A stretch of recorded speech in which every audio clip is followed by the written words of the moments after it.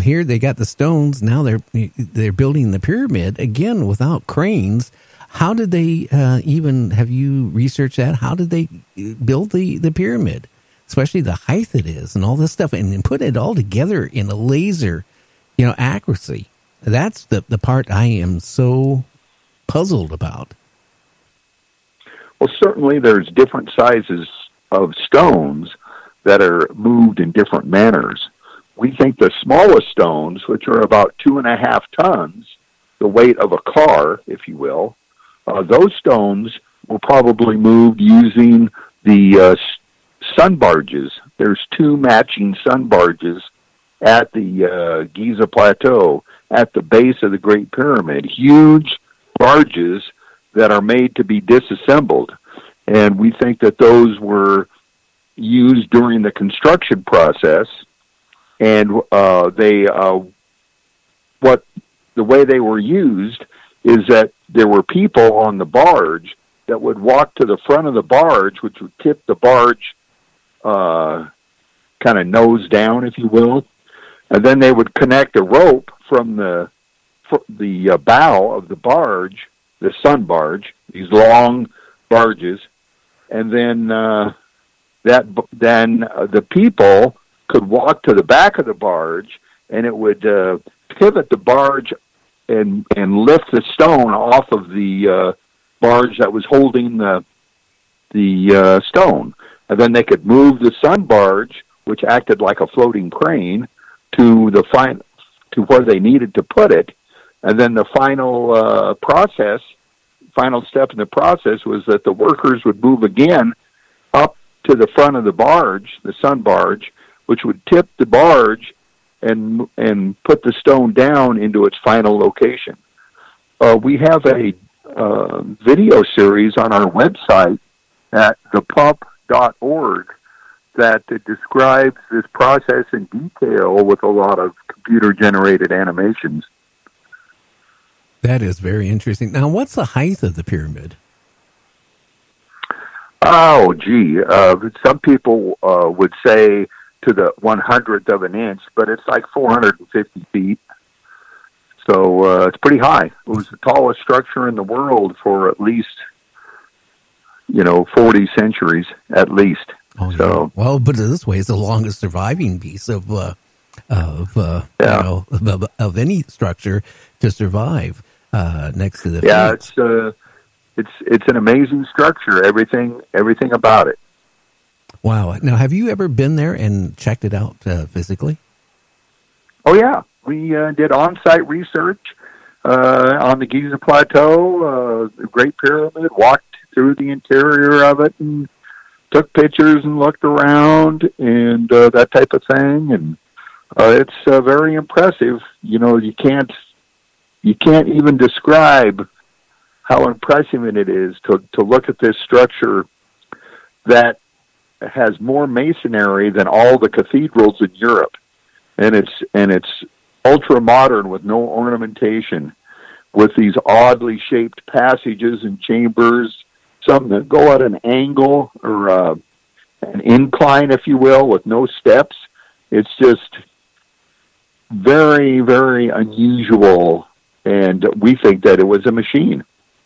Well, it sounds like it was used for something. Again, you have people say it was used for, for creating power, aligning up the planets. I mean, there's been so many different theories about the pyramids and the pyramid. It's really confusing. But from what you're talking about, the settlement inside of it, the erosion inside of it, it kind of makes sense that it was used for something other than, just as a burial chamber. I do think a lot of people like our direction of research because it gives the Great Pyramid a purpose that pays back dividends to the people that built it. It's a huge return on investment to provide year-round irrigation in a desert area, or to power machinery, or whatever they used it for. So people respond to that positively, and we think that it actually helped people instead of being part of some death cult. What was the climate like when that originally was built? Did you ever go back and check what the climate was like, the temperature, and if there was, crops around there and things like that, or was it all desert even then? Well, before the last ice age, that area was much more of a savanna than a harsh desert now. And but when the Great Pyramid was built is actually beyond the scope of my research, because it just may be indeterminable, and it doesn't really help anything, because if you could determine when the Great Pyramid was built, let's say it was 10,000 years ago, from today they started it. It was 10,000 years ago. Well, what does that tell you? It doesn't tell you why they did it. It doesn't tell you if it helped anybody. So I don't focus on when it was built. Other researchers do that. But I think that in any civilization, they need water. In the United States, the water is critical. In the Valley of the Nile, water is critical. In Africa, everywhere. So they built this infrastructure to provide water to serve their needs, and it provided prosperity for those who built it. Interesting. Now, is that an effect with all the pyramids or just this one? Well, the focus of my research is the Great Pyramid, that specific construction project. And there's a lot of pyramids out there, but they have different degrees of quality, certainly different designs. The sides are of a different angle, if you will. Some are made of rubble. Again, I'm sure that there are pyramids that exist on Earth that are not water pumps. But my research isn't about if other pyramids aren't water pumps. My research is about the Great Pyramid being a water pump. I remember my friend Art was telling me about a couple of years ago when he went and looked at the Great Pyramid and all that stuff.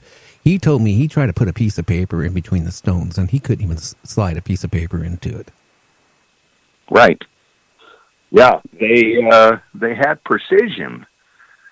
People wonder why they needed that precision. Was that to placate the gods? Was that to keep the pharaoh's soul from leaking out? Or did it have a functional purpose? So that's where we think it had a functional purpose. It was made for precision, for the way it operated. Just like a car engine has got, you can't hardly stick a sheet of paper between a piston and a cylinder, and that's not for any symbolic reason, but it has a functional purpose for that degree of precision. Wow. Yeah, I just, in my mind, I agree with what you're saying. It's just, I keep going back to technology. I just can't see how they could have had the technology to cut these stones, let alone, place them so accurate, together as it is. And a lot of it was not even used with any type of sealant or cement or any type of anything. It was just so well tightly placed together. I just don't see how they could done it. And that's the part that I'm still confused, and I think there's a lot of people out there who are confused. I think that we're going to be confused for probably to the end of time on this. True. Actually, I think it's a lost technology of how they were cut. Some people think it was sonic vibration, if you will, some type of machining, but the actual method accompanied with a valid demonstration has not been provided. So the exact nature of how they cut the stones is still under scholarly debate. But we do know this, the way that Egyptology says it was done by using hand tools to make the extreme precision is incorrect. The Egyptology in their books has one error, at least, and that is that the stones were cut using hand tools to extreme precision.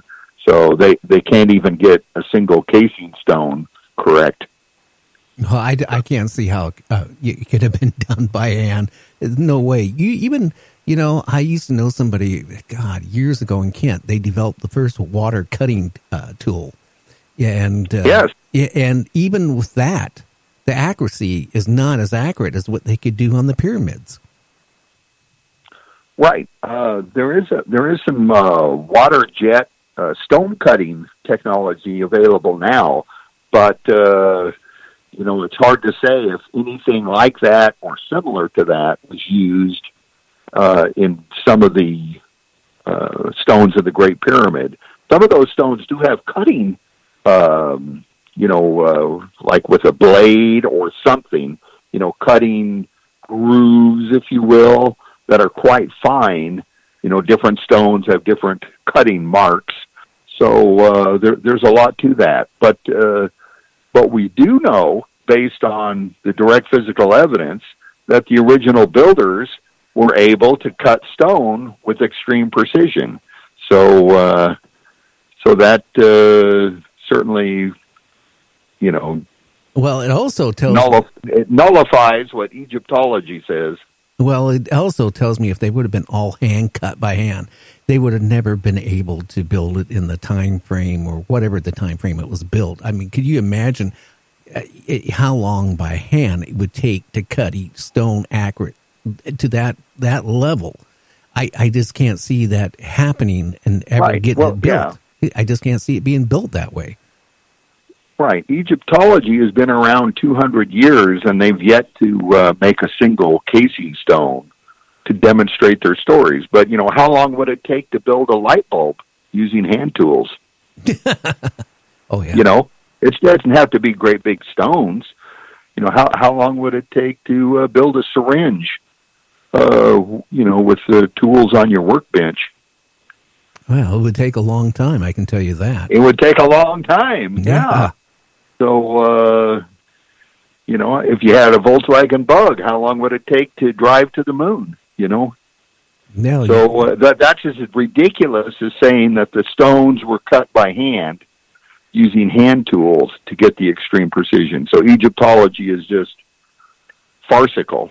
People I don't even know anyone past the 8th grade that believes the stories that they tell. So, well, yeah. Now, even changing the subject for a second, the Sphinx, they're now coming back. And I was reading less than a year ago that, the wear marks on it, they always thought it was from the sand blowing on it through the thousands of years. They created the wear marks, the grooves in it. Then now their latest idea is, well, that was created by an ocean. And if that's the case, that puts us before pre-man. So I don't know if we've been rebooted once or twice on this planet with humans or humanoid or what have you, if we have had help from some other outside source, technology shared to us to create all this stuff. I mean, it's so interesting on this stuff, and the idea of it, being a water pump, I do see that the logic behind it. I really do. I appreciate that.